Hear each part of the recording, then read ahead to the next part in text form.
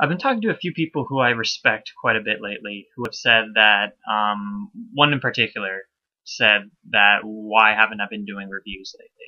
And why have I been doing mostly rants? Because he himself finds that rants are a bit redundant.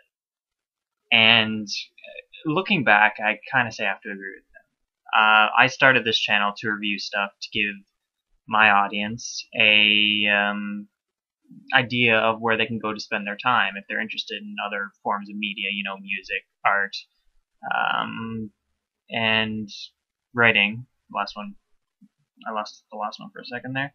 So I'm going to be trying to get back into reviewing. I'm going to try to get back into the reviewing. I'm going to be trying to get back into the Brony You Should Know. Another reason why I'm just going to stop ranting is because I'm running out of ideas to do rants on. Um, I think the rants will be few and far between from now on, unless I can come up with a specific topic, or you guys give me one that you'd like to hear about.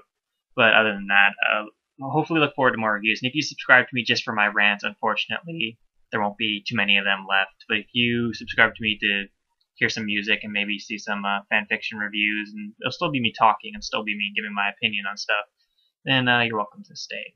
It might be interesting to see.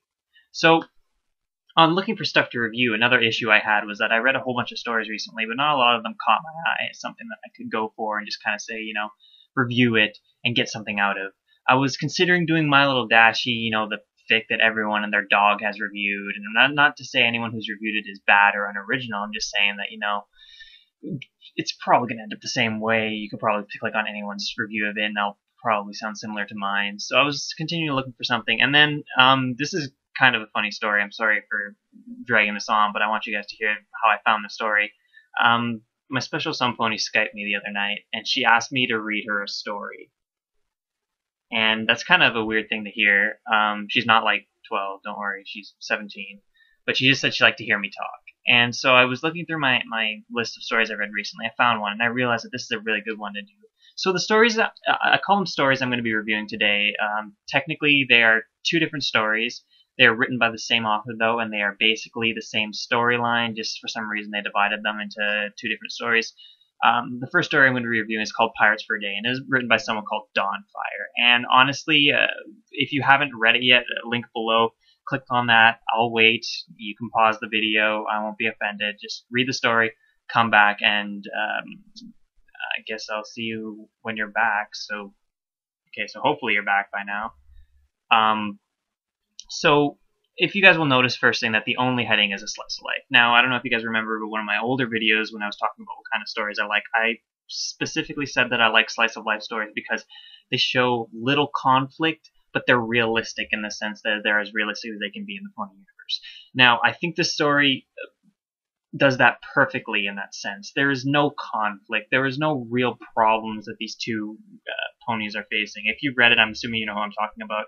If not, and you just want to hear me talk, well, Pipsqueak and Dinky, it's basically about them two, and it's a friendship shipping, so they're not actually together. They're young fillies and colts. They're like, if I could give a human equivalent, they'd probably be about 8 or 9.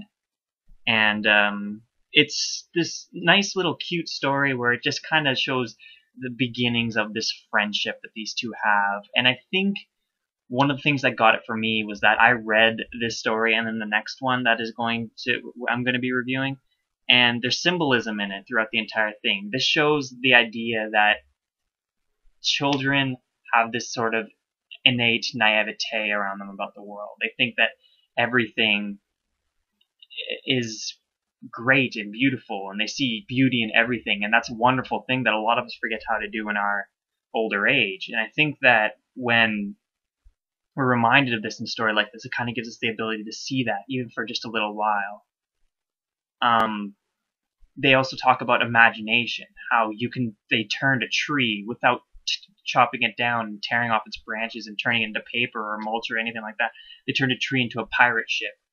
And all they had to use was imagination. They didn't have to use force. They didn't have to change it. They didn't have to shape it in any way. They themselves just used it using imagination. And again, I believe that is something that we lose as we grow older. And I think the author is candidly stating that, not even candidly, they said it right in the thing, that we children have this ability that could make, it doesn't physically make it into a house. You can't take shelter under a tree and pretend it's a house and make it like a house. But at the same time, it kind of gives us this sense of beauty in everyday objects, where you can pretend that a tree is a fort or a pirate ship or anything you want, and just have fun. And it's hard to talk about a slice of life story in the sense that there is no conflict, but I will say something quite important to the story, that you need to remember about the coins. The coins are really important. If you haven't read the story, which I'm kind of angry at you that you didn't after I've given you all these warnings, Dinky and Pip, when they're up in this tree and they're looking out, they see a glint off a lake, and they go to the lake and go swimming in the lake, and they find 2 coins, and basically they're small pirate coins. Like, one of them has a ship on one end, and the other side has a star. And these coins are actually going to be important to the plot of the next one. So I like I said, it's hard to review a slice of life in the sense that it's just basically a slice of life story. You just read about someone's life. But in all honesty, this one is cute.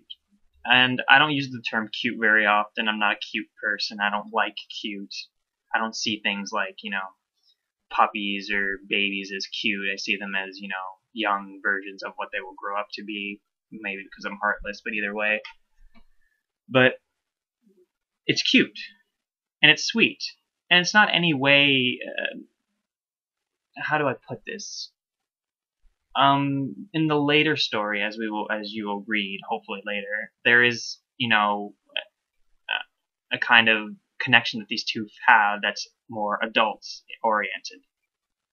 In this one, you see none of that. You can't even imagine that these two have anything for each other other than friendship. And it's this kind of innocence that I find a lot of stories lack, especially when they're talking about young children, because they're usually not written by someone young. And I'm not saying that I think Dawnfire is a 12-year-old person, but I say that Dawnfire, whoever they are, has this innate ability to kind of tap into the mind of a young child and can see it from their perspective and see things how they would see them. And I think that any author who can do that, who can switch up their styles to make themselves seem more in tune to a younger audience, or even make their characters seem more realistic as younger people, is a great writer. So the second story I'm going to be relating is also by Dawnfire, and it is called Eternity. Now this one is interesting because it is basically Dinky and Pip through the progression of their lives after Pirates for a Day. One of them is adolescents, teenagers, whatever you call them. One is adults, and one is old mares and stallions, and mare and stallion. So if you take so it's actually divided into 3 chapters, and it's all the chapters are specifically shorter, but I do believe that Dawnfire manages to convey an interesting view of the human psyche throughout this entire thing. So second link below is that. Pause it if you want. Go ahead and read it. Hopefully you guys will like it and come back and we'll talk about it. Alright, so if you've read it by now, hopefully you guys are content with it, at least. I know that the final chapter didn't make me cry. I don't cry for stories. I don't cry for really anything. But made me feel a little, give me a little hint of understanding.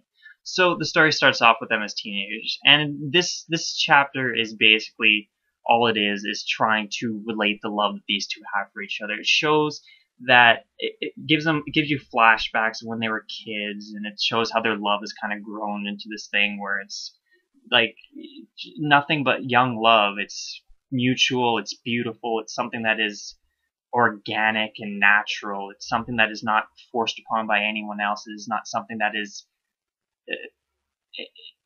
one-sided. It's mutual. I'm repeating words here because I'm not sure how to explain it, because as you guys have known, if you've seen me talk about stuff like this before, I am not too good at this. Romance is not something I'm good at, but it's always something that fascinates me. And these two display it in such a way that is just perfect. And I think that Dawnfire has conveyed this point admirably. Like, they're just so well done. And I think also during this thing, it kind of hints at what the adult, the saying on what adult or what problem that this person is trying to convey, what Dawnfire is trying to convey during this thing. It also hints at it. When they're climbing the tree as adolescents, they notice that everything is getting smaller. They notice that the hoof folds ahead are getting smaller. They're getting like it's more of a tacit admission that yes, they are getting older. They can't get to the highest branches. Pip realizes that he can't get to the highest branches, and he kind of is a little depressed by this. But he still sits up there with Dinky, and they still snuggle together, and it's still a nice setting. But this is the beginning of this kind of process that will go through the entire story. Well, the entire story, 3 chapters that is given. I think that well, going on to the next chapter, because as I said, this one is more just cutesy romance stuff, and it's very nice and happy. And well, I guess continuing on to the next chapters when they're adults and they have their own cult, and they take him out, and they go to the tree, and he climbs the tree, and all that stuff. And if you guys have read it, I'm telling you guys stuff you already know, so I'm sorry about that. But when Pip gets himself up onto the tree and tries to climb it himself, and he can't do it, this brings into perspective the idea that we are all mortal, and nothing will stand and wait for us. Pip and Dinky used to have so much love in climbing this tree. It used to be their pirate ship. It's basically what solidified their friendship, and in turn their romance as they grew up, because they both loved pirates. Well, Dinky didn't love pirates until she met Pip, but you know, whatever. These two, it helped them find the coins, which will be important later on. It helped them become these close people, and whose relationship might not have progressed the way they were, or the way it is, and have their son if, you know, they didn't have this tree. And now Pip can no longer enjoy it the way he used to. He can't climb up. He can't see, as he described it, the vast impossibility, endless of Whitetail Wood. He can't experience it anymore because he's too old. And he says that to his wife. She's trying to comfort him. He's crying. He's saying, why do we have to grow up? Why does this have to change? Why do we have to lose everything that we had before in order for just, why do we have to lose everything? This was our place, and he's happy to share it with his son, but he's saying, this is ours. Why can't it stay with us? Why do we have to give it up? And Dinky says something quite profound, and she says, in order to let the younger people have their way, the younger generation have it, that we cannot stay young in the sense that we can't just tell, like, if they stayed young and able to do this, then their son wouldn't be able to climb the tree because he never would have been born, and he never would have been able to enjoy it. And this is a huge part of the maturing process that a lot of people go through. I'm sure you guys have heard of the midlife crisis that a lot of men go through. I'm not sure if women go through it as well, actually. I just remember it being a huge factor in the male life, where they go and buy a shiny new car, and it's an effort to re-grasp at youth. I think this is Pip's moment of his midlife crisis, where he realizes that he is not young anymore. He cannot climb his favorite tree anymore. He's not little enough to do it, because the branches will break if he does it. And he realizes that his life, the clock is ticking. He has little time to spend with his wife and his son that he loves more than anything in the world. And in this way, he's sort of realizing that he's going to die, as is everyone. Everything and everyone he's ever known is going to die. And that's the entirety of that thought just crushes him into a flat, just crushes his heart into flat nothing. And it's a sad thought, but it's something we all must accept. I don't really want to talk about myself in here when I'm talking about the story, but I came to accept this when I was 10. And that was the hardest moment of my life, which I guess it means I had my midlife crisis at 10, which means I'm going to die at 20, which is a little uneasy, but, you know, okay, that's fine. But as soon as you accept the premise, you can live your life so much happier. As long as you don't try to just ignore it. And I think Dinky helps Pip realize that yes, it's going to happen. Yes, you are going to die. And yes, I'm going to die. And yes, our son is going to die. And yes, everyone you know is going to die. That is true. But you have to live for now and not worry about it. Live for what you have now. Live for the people that you have now, because you never know when they're going to be gone, and you want your last memory of them to be perfect. I don't know where I cut off and started becoming a Hallmark card, but let's continue on, shall we?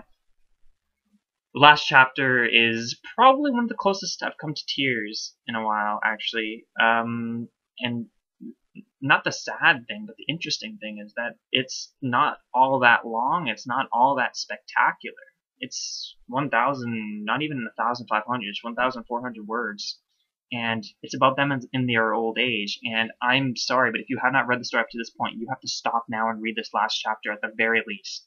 Because everything that the story has come up to has been culminating to this point. And it is Pip and Dinky in their old age. And as they leave their house and they're going to throw the coins away, I think this part symbolizes that they are returning the coins for another young couple. I think that is the explicit theme. They're returning the coins so another young couple can kind of come and find it, and hopefully their love can bloom like Dinky's and Pip's can. And Pip is basically saying that they're ready to pass on to another generation. And this goes back to the previous chapter in which Pip realizes that he is no longer young. He will die. And Dinky says yes, that is so the next generation can live. And this is them giving everything they have to the next generation, basically. They're basically giving their lives, their life together to the next generation. And as they lie there, and Dinky dies, and Pip realizes that she's died. She's died lying right next to him, like leaning on him. And he's not sad by it.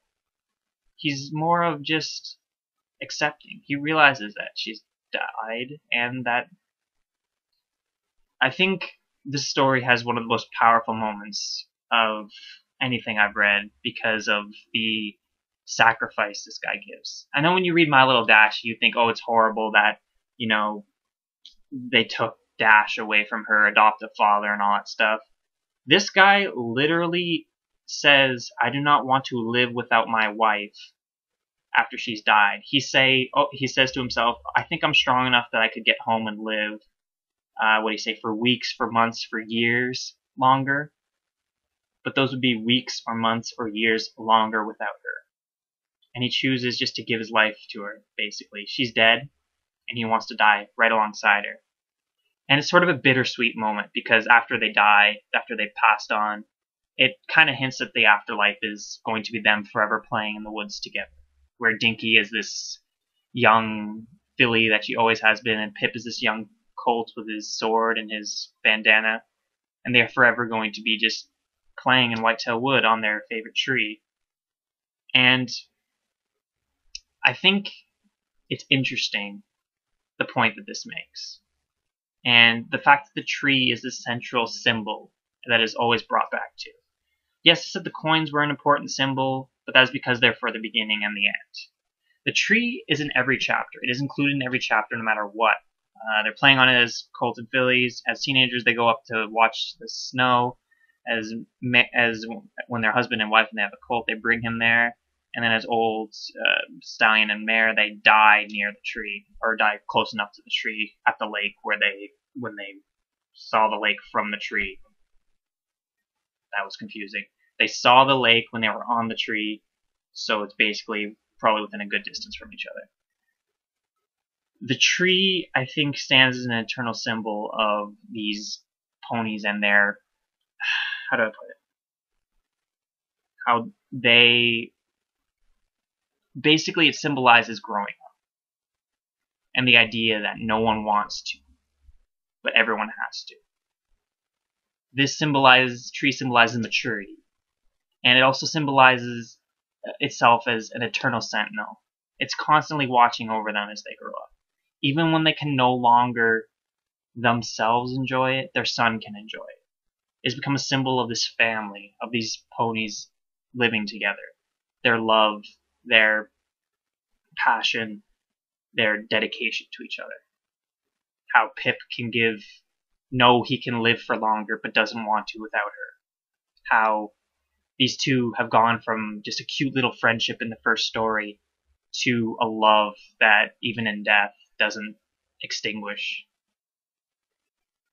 I think Dawnfire has written a piece of literature that is probably one of my favorite stories. I have on my FIM Fiction account, I have 3 favorited stories. They are Rainbow Factory, Cheerilee's Garden, and 7 Days in Heaven.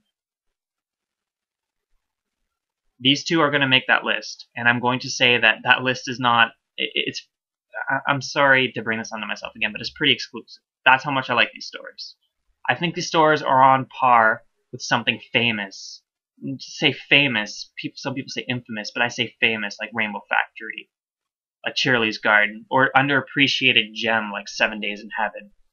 I don't know how, I say underappreciated gem, but it might be popular, I'm not sure. All I know is that a story like Pirates for a Day and Eternity, they have 127 comments, 471 likes. This story is, I hesitate to say this, but I think it is better than My Little Dashie. I think it is better than the most popular stories that people bring up because they're sad and they make you feel something. Because this story not only makes you feel something, but it's like a hint, like not a hint. What am I trying to say? I'm trying to say it is a, you know, a secret wrapped in a, like this sort of thing where there's I'm sorry, I actually got a little emotional as I was saying that, those last lines about, you know, giving up love and giving yourself up for love and all that stuff. But I think the story is not only sad because of the explicit, it's sad because they're dying, yes, but it's sad because of the implicit too. The fact that that Pip doesn't want to grow up. He doesn't want to leave this tree behind. In the same way, he doesn't want to leave his relationship with Dinky behind. As I said, the tree represents this family, their relationship. He doesn't want to leave the tree behind because he doesn't want to leave their relationship behind. His relationship with Dinky, his relationship with his son, his relationship with everyone in Ponyville. He doesn't want to leave that behind, and yet he has to. And that's what makes it heartbreaking, because he knows that there's nothing he can do. And this character and this couple that I've come to love this ship just because of the story. They show themselves to be so deep, and they show themselves to be these characters that are just wonderful. And Dawnfire, if you somehow managed to see this, you wrote an amazing piece of literature. And I hesitate to use the word love as usual, but I really appreciate them. I really like them. So, I hope you guys liked the review. I'm sorry if it was a little scatterbrained, but you know, I'm trying to get back into the review vibe. Look forward to a Brony You Should Know soon. I will try to get that on the way. I know not many people watch them, but hey, whatever. If you guys like music, maybe you guys can find something that you'll be interested in. So, thank you guys very much. I appreciate your listening to my incessant rambling, and have a fantastic day. I will talk to you guys later.